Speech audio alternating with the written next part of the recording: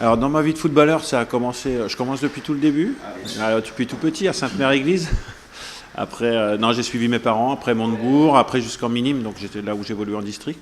Et j'ai été repéré par Cherbourg pour jouer en cadets nationaux à l'époque, c'était en 86, de l'année 1986.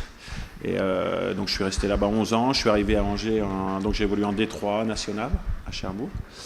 Et Angers est venu me chercher en 97. Et puis donc j'ai fait 9 ans joueur entre la Ligue 2, la D2 nationale à Angers. Et ça fait ma 6e année en tant que coach. Beaucoup d'entraîneurs, beaucoup de présidents, du bon, du moins bon, oui, mais dans tout ce que je fais, je garde que le bon. Et je me sers du moins bon pour avancer. Donc oui, c'est vrai que ça n'a pas toujours été très rose. Mais on a toujours réussi à se relever, on a toujours réussi à avancer. Et depuis quelques années, le club a une certaine stabilité et c'est ce qui fait qu'on en est là. Il y a eu le stade Jean Plein la première fois quand on est monté en D2 en 99, c'était mai 2000. Mai 2000 où on joue la montée sur le dernier match face à Grenoble, où là il y a 17 000 personnes, où on est mené à la 46e, où on égalise à la 87e et ça nous suffit pour monter.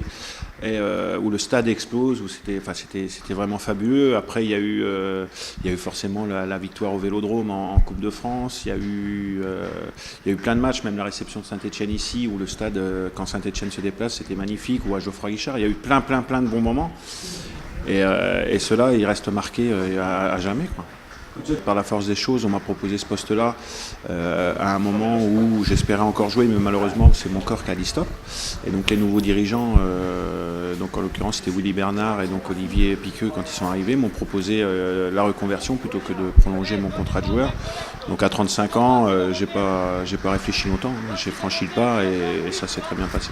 J'ai pour coutume de dire que n'importe qui peut faire un spécifique gardien de but, mais le mettre en place, mettre des exercices, les faire faire, c'est une chose. Corriger, ressentir les choses, ressentir ce que peut sentir un gardien sur un exercice, ou le corriger, c'est autre chose. Et je pense que de ce côté-là, il faut vraiment avoir été gardien. C'est plus sur l'aspect correction et aspect envisager les choses ou appréhender les entraînements ou les ballons, que là, seul un gardien peut ressentir vraiment ce qu'il faut faire à ce moment-là.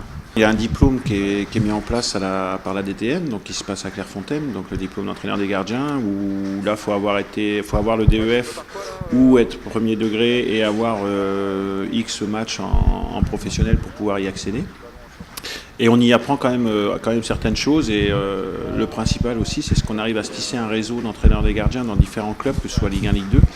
Et il y a un échange, il y a un dialogue qui se crée et c'est super intéressant.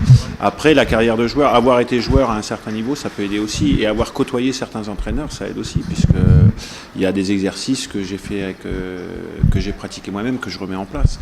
Et ça, sans avoir eu ces entraîneurs-là avant, je les connaîtrais pas et je saurais pas les mettre en application. C'est essentiellement des gammes, oui. Déjà, il y a au moins 20-25 minutes de gamme sur toute la partie échauffement. Donc, c'est répétition de gestes, c'est des prises de balles aériennes, sol, mi-hauteur.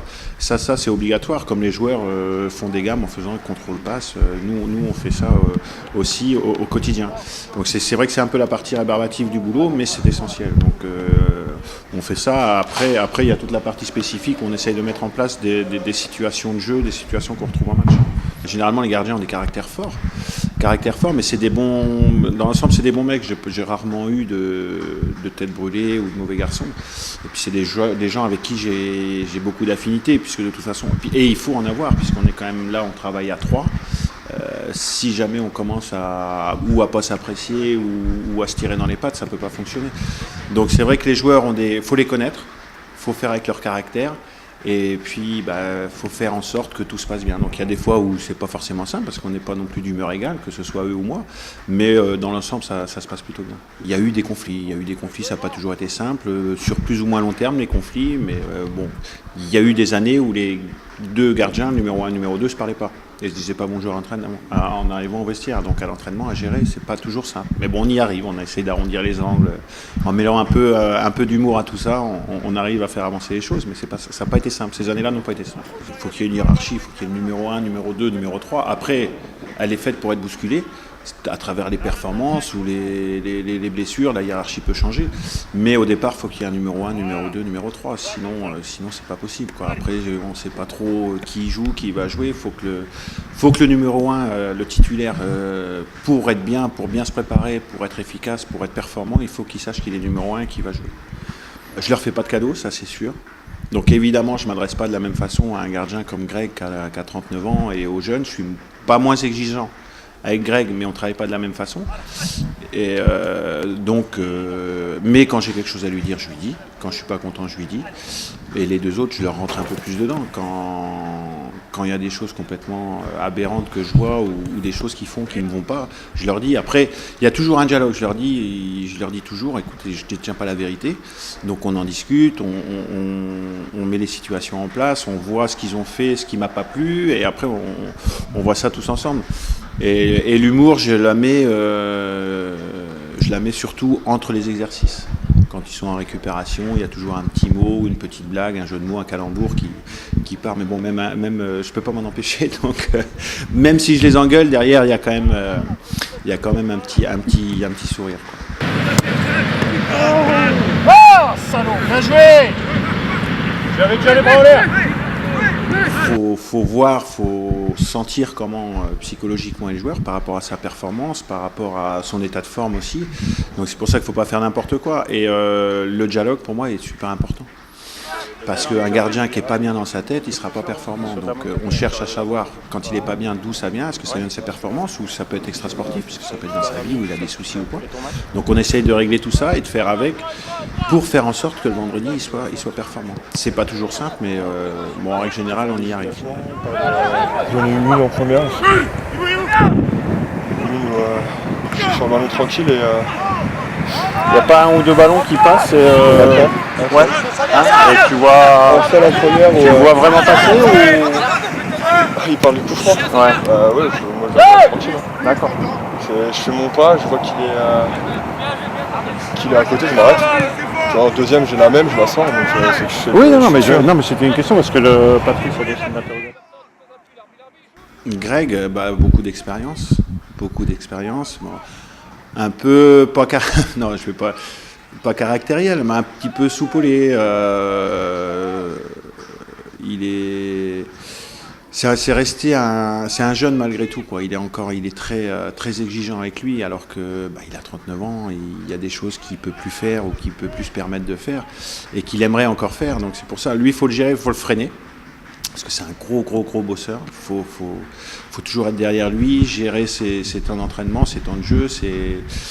Donc on arrive à faire ce qu'on veut, mais c'est pas toujours facile avec Greg. Mais c'est un garçon très attachant, très attachant. C'est un très bon entraîneur des gardiens. La preuve, il arrive à me maintenir en forme, donc voilà. Je pense qu'on est un peu sur la même longueur d'onde là-dessus. Il y a un moment pour rigoler, un moment pour travailler, et voilà. Mais ça se passe très bien et tant que le feeling passe bien, c'est le principal. Le grand, c'est Alexandre Le Tellier, ouais. Le grand, beaucoup de qualité, un gros potentiel, besoin de travailler. Son petit défaut, c'est que faut le pousser. Il aurait tendance un peu à s'endormir un peu. Donc il faut toujours être derrière lui, mais comme je lui dis, on ne le lâchera pas puisqu'on a pour objectif à plus ou moins long terme ou moyen terme de l'amener à être numéro 1. Donc il faut qu'il prenne conscience que c'est pas parce qu'on lui a tenu un discours qu'il est arrivé et qu'il faut absolument bosser et que même quand on est numéro 1, pour garder sa place, il faut quand même bosser quoi qu'il arrive. Il n'y a qu'un seul mot d'ordre, c'est le travail. Allez, top, allez. Oui, petit, plus vite. Plus tonique la reprise là. Oui, ici. Ok, bien joué Alex. N'oublie pas de bien envoyer tes bras devant. Et Thomas, donc lui, il arrive, il découvre un peu le club, il redécouvre le milieu professionnel parce qu'il était un peu écarté de la voie du foot professionnel. Donc très tonique, bon gardien, bon techniquement. Pareil qu'il faut freiner aussi parce qu'il confond un peu vitesse et précipitation, ce qui lui fait faire quelques petites erreurs. Mais gros potentiel aussi. Après, est-ce qu'il sera amené un jour à être numéro 1 ou gardien de Ligue 2 je ne peux pas le dire encore, ça fait 6 mois qu'on est là, on ne l'a pas vu encore à ce niveau-là. Donc peut-être qu'un jour on le verra, mais je pense qu'il y a moyen de faire quelque chose aussi avec Top. C'est pour eux que je travaille, de toute façon c'est pas pour moi. Hein. Donc ouais, je suis content quand leur travail est reconnu. Ouais.